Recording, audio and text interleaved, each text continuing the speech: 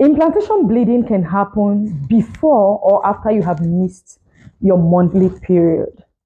And that's because implantation happens depending on when the egg was fertilized and the embryo traveled to the womb to attach.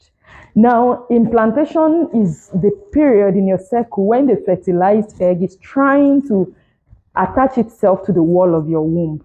So it is possible that you can get some cramps, you can get some form of bleeding and all that, or you might not get any sign to show that, okay, implantation is already happening. But for some women, they get the bleeding, and that is what is called implantation bleeding. But not every woman gets it. And even for one person, you can get implantation bleeding for one pregnancy and not get it for another pregnancy.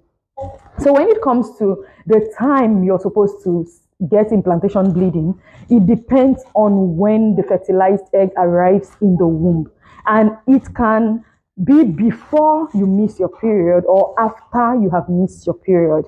And most of the times, it is after the implantation has happened that the pregnancy hormone is produced, and then you begin to get positive pregnancy tests. So for some, they get implantation on time, while for others, implantation can happen late. Maybe because the fertilization happened late, ovulation didn't happen when it was expected. For instance, you're expecting to ovulate on the 14th of your cycle, and somehow the body did its tricks, and the ovulation didn't happen that time. It happened later. And so fertilization also happened a little bit late, and same with implantation. So you could get like your implantation after you have missed your period. You begin to, see the implantation bleeding that is very light and nothing like your period. Okay, so that is what implantation really is. And so it is possible to have missed your period and still have a negative pregnancy test, because implantation has not happened yet for your body to begin to produce the pregnancy hormone. That is why most times when you go to complain and you're like, okay, I have missed my period, I have not gotten a positive pregnancy test, you're told to, okay, wait for 1 more week or wait for 2 more weeks to check.